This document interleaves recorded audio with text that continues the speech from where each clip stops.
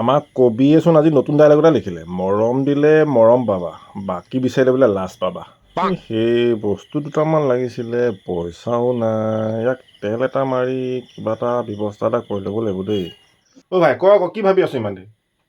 এই নাই অ' একো ভবা নাই, মানে তোক চাই পেলাই ভাবিছোঁ মানুহটোক কিন্তু ফটককৈ বনি গলি আকৌ দেই।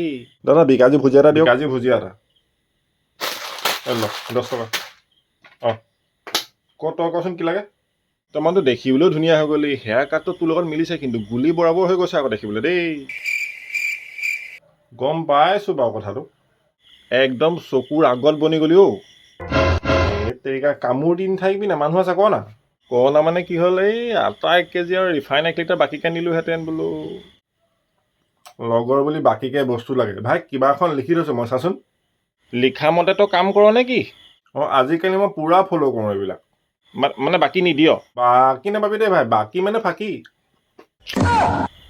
এনেই ফুটনিকেইটা মাৰিলোঁ, বালিকো দেখিবলৈ ধুনীয়া নহয় তই।